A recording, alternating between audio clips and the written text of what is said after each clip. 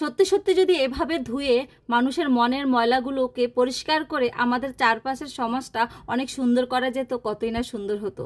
কখনো কি এমন হয়েছে ফোন স্ক্রল করতে করতে আপনার চোখ দিয়ে অঝরে পানি পড়েছে, আল্লাহর কাছে আপনি অনেক দোয়া করেছেন অন্যের জন্য?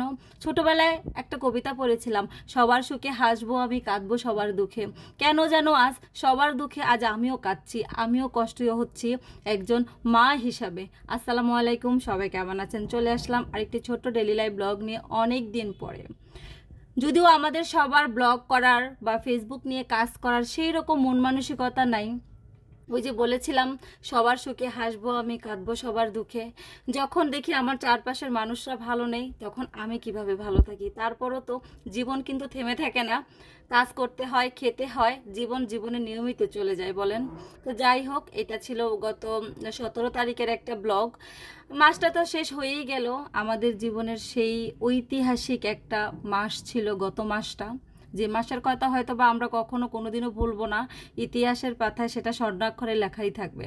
তো যাই হোক, সকালবেলা আপনাদের ভাইয়া অনেক মাছ টাছ, তারপরে অনেক সবজি, তারপরে অনেক কিছু নিয়ে আসলো। তো সেই জন্য আমি চিন্তা করলাম কি, যেহেতু বাচ্চারা চিকেন ফ্রাইড থেকে বারবিকিউটা অনেক পছন্দ করে, তো বারবিকিউটা ওইভাবে বড় বড় না করে একটু বড় বড় পিস করে চিকেনগুলো কেটে নিলাম। আর আরেকটা মুরগি হচ্ছে ছোট ছোট করে কাটলাম। আপনাদের ভাইয়া বলতেছিল সেদিন যে তুমি ব্রয়লার মুরগিটা রান্না করছো, অনেক মজা হয়েছে, তো আবার রান্না করো। তো ওইটাকে আবার ছোট ছোট করে রান্না করে রেখে দিলাম। আর এইদিকে হচ্ছে একটা দেশি মুরগি আলু দিয়ে রান্না করতে নিলাম। যেহেতু আপনাদের ভাইও বাসায় ছিল, অবস্থা যেহেতু চারিদিকটা ভালো ছিল না, বাসায় ছিল, তখন কিন্তু মানে বন্ধ হওয়ার মতো অবস্থা ছিল না, তারপরও যেতে দেই নেই। আসলে সবার মনের ভিতরে একটা ভয় বা আতঙ্ক ছিল। তো এইদিকে হচ্ছে বাজারে গেলে তো জানেন এখনকার বর্তমান সময়ে বাজারের অবস্থাটা কি আগুন। তারপরও তো খেতে হয়, না খেয়ে পারা যায় না।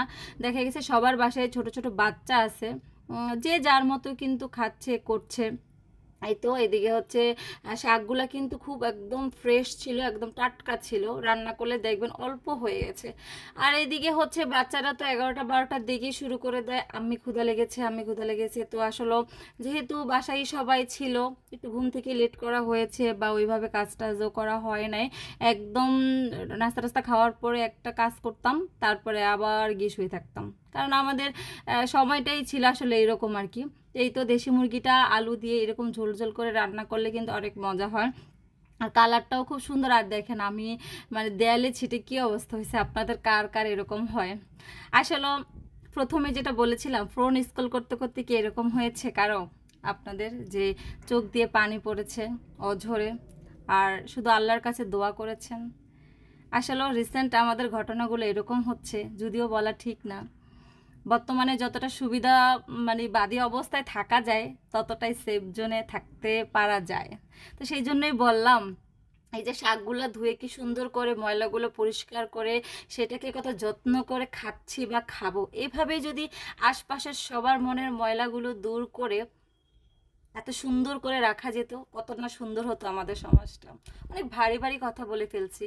আসলে এখনকার সেই এনজয় করে মজা করে কথা বলার মতো সেই মন মানসিকতাটা হয়তো আমাদের কারোই নেই। সবাই আমরা সবার জন্য দোয়া করব, সবাই দোয়া করব।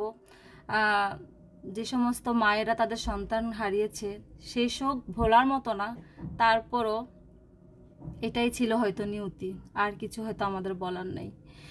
তো এইদিকে হচ্ছে চিংড়ি মাছটা নিয়েছিলাম, শাকটা দিয়ে রান্না করব।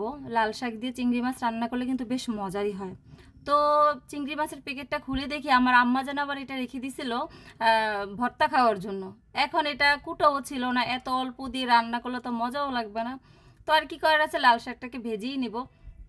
এদিকে হচ্ছে চিংড়ি মাছ দিয়ে রসুন দিয়ে লাল শাকটা ভাজি করছে। আর দেখেন বললাম না, লাল শাকটা একদম টাটকা ছিল, আর একদম অল্প হয়ে গেছে, মনে করেন যে 2-3 জনের হবে এরকম। তারপরও মজার জিনিস কিন্তু মানে অল্প করে খেলেও মজা হয়।